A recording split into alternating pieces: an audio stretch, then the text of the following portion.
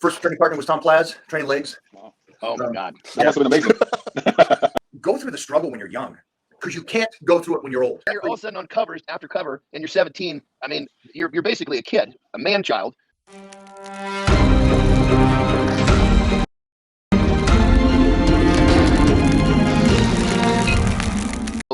Somewhere about early teen, maybe, forgive me if I'm not correct, 18, 19, we have basically the Mike O'Hearn explosion onto the fitness industry. 17. Oh my 17. God. I swear to God, I thought I knew, but I've been giving enough credit. It's crazy. Holy I think shit. you're being kind. You're trying to say, well, at least you were 20 or something. You couldn't have, dirt. But so you're all of a sudden on covers after cover, and you're 17. I mean, you're basically a kid, a man-child, but physically you're a man, but you're still a 17-year-old. All of a sudden you're on covers. Talk to us about what the 17-year-old was going through in his mind. When I was 17, that's when I started the magazines, and so I had to. And this is what's great for everybody listening. In our day, you had to have won. You had to be good. To make magazines. You couldn't be just whatever. Yeah. And the covers I was doing wasn't just covers; it was cover stories. So there's information behind it. Mm-hmm. And I think it goes back to, I said, this is my dream. This is what I'm going to do. And I got put in the right place. And then I got good coaching as well. One of the things was I was winning powerlifting meets, and I was competing in bodybuilding and in martial arts. So I continued to push that. And then Joe Weider got wind of me. And when he got wind of me, then the world opened up. I got my first covers, and I was flying around the world, and I said, "This is fun. This is fun." I mean, did you leave home at this early, 17, 18 years old, and you're on your own? So or did you still have your parents kind of helping you along the way? Magazine started at 17, and I didn't finally leave until I was 20. And what it was I needed to make some decisions, obviously, what I was going to do, schooling and everything. And it just came down to a phone call, which is cool because my parents were very religious and they were very educated. And so the education back in that day was very important. And then I was also an All-American football player. So it was on top of that, hey, want to go down this road? But I was too young and too selfish that I liked knowing that the pressure was on me to do me. And so I liked the idea of following in the footsteps of Arnold and those guys. So by the time I was 20, I got a phone call from Joe, and he said, hey, love you, but I need you here under contract. Get yourself to California. Wow. Holy smokes. So 20 years old, so talk to us. You get off the plane, you're 20 years old, first time on your own. You're getting off the plane in Los Angeles. Talk us through what happens next. I mean, you go get an apartment. I mean, talk about, the world is at your fingertips. How did love this? You'll love this. So the two things was I got to find a place, and I got to get to Gold's. And so I found a place, and it's called a bachelor because it's 10 foot by 10 foot. And I was raised, be smart with your money, be smart with the money. So I found a place. It was like $470. It's 10 feet by 10 feet. There's no kitchen or anything. There's a bathroom there. And a guy just moved out of it and moved over to Santa Monica, Marina Del Rey. And the guy's name was, I didn't know who he was, Anthony Robbins. And so I moved into this place, Tony Robbins. Oh, my God. That's funny. 30 years later, I moved into your apartment right after you moved out. And I don't know how he fit in it because it was 10 feet by 10 feet. If I laid down, I had this aid carton I put on the floor. I said, I have this much money. This is how much it will last. This is where I'm living. And this aid carton would actually block the front door if I laid down. And Tony's 6'5", 6'6". I don't know how he fit in there. So that was the first thing. Get a place. I was under contract with Weider, and then I went to Gold's and went in and started training. And you guys kind of know this. Those years, 1990s, great times at Gold's. Mm-hmm. Yeah. Just the best. Mm-hmm. So Yeah, it was a lot of fun legs. training down there. First training partner was Tom Platz, training legs. Wow. Oh my God. That must have been amazing. That's like a rude awakening to leg training, Right? isn't it? Yep.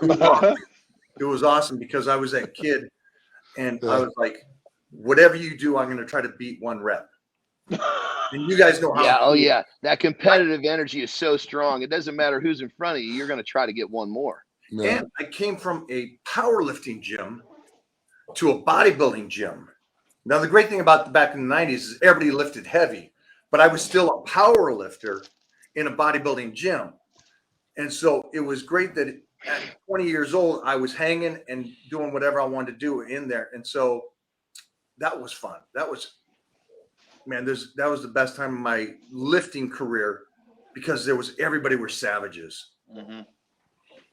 Yeah, I mean, so you literally just showed up to Gold's, bam, Tom Platz is one of your partners. I mean, it's almost like the universe just lined up. So you just Mm-hmm. kind of somehow ended up in front of all these extremely influential people.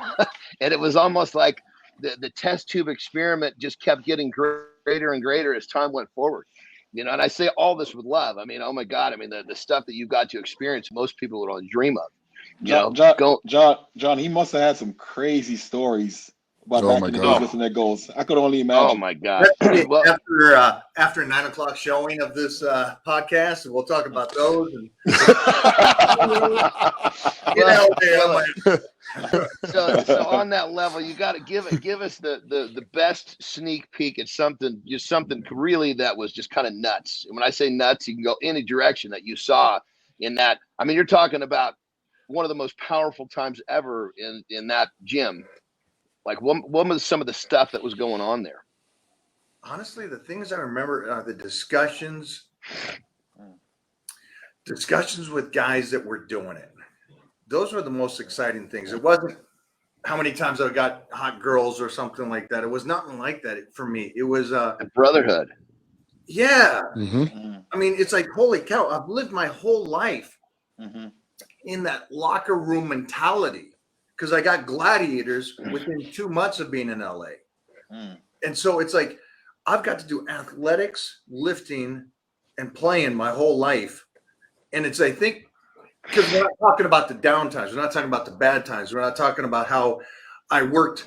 Even though I had a contract with Weider, I still purposely bounced at night to make extra money. I still personal trained all day, and I still did my workouts at 4 o'clock. And Ed Cohen talked about that. He goes, I remember showing up every day at that gym, and he said I was sleeping in my car. I wasn't technically sleeping in my car. The only reason I was sleeping in my car was because I was in between clients. But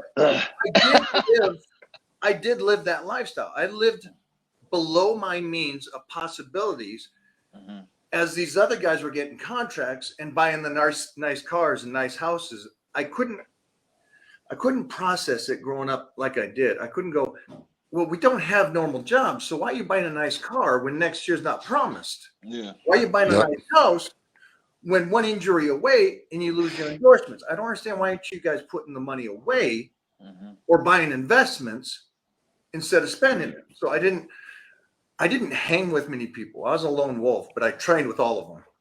And that goes right back to that mental programming, man. You were just programmed to get the work done. You weren't programmed to flash. You know, you were just getting it done. Obviously got contracts, but you're still personal training. You lived in that little spot you're talking about. It's like your programming just kind of put you in this place where forward progress was the currency. It wasn't the nice car. That wasn't the currency. Mm-hmm.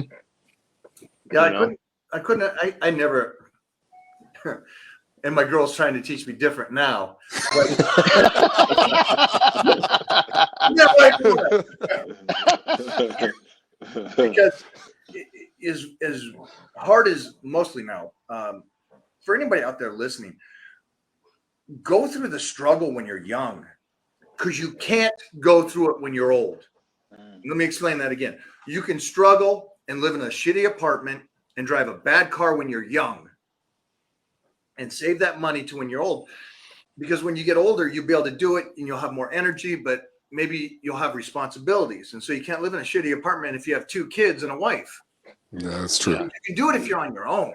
Mm-hmm. Struggle, purposely struggle. And I think that was my thing is I purposely struggled on the things I can control.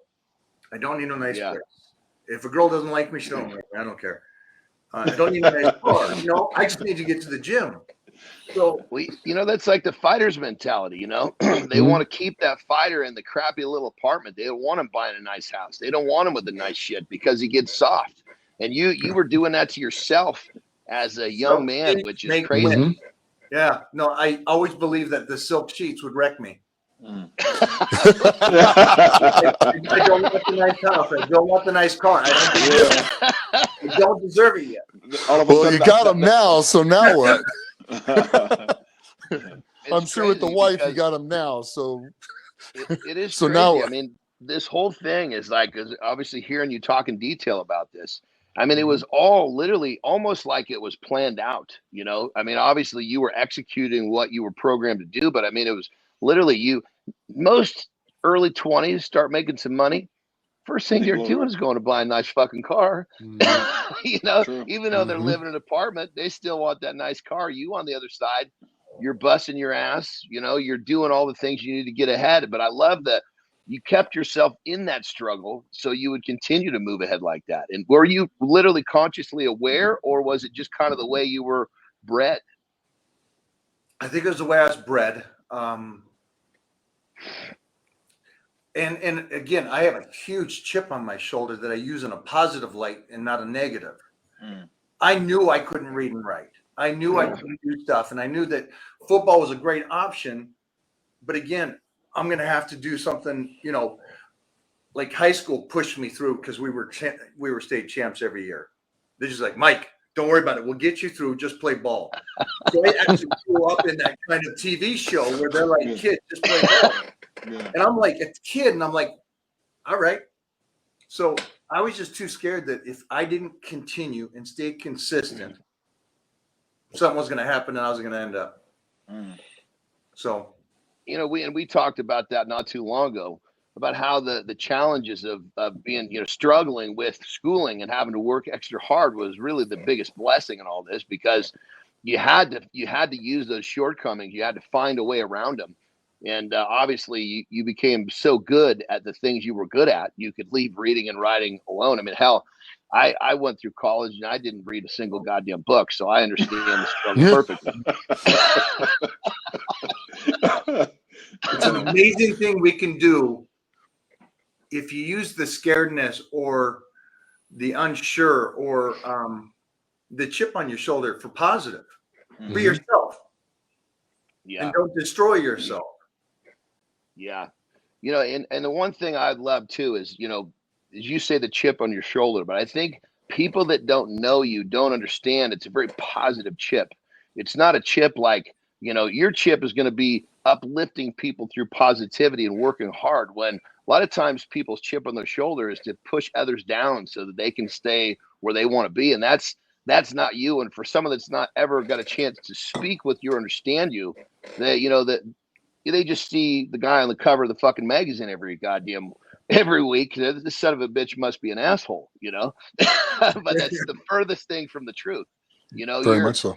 Everybody that comes in contact with you is going to be it's always an uplifting story of positivity. And that's one thing I've always had huge respect, brother. You know, I appreciate that, man. I appreciate that. Yeah. I like the fact that my life has been in print or in magazines or on videos, because I don't talk negative about people. Never been in print talking bad about somebody else or anything.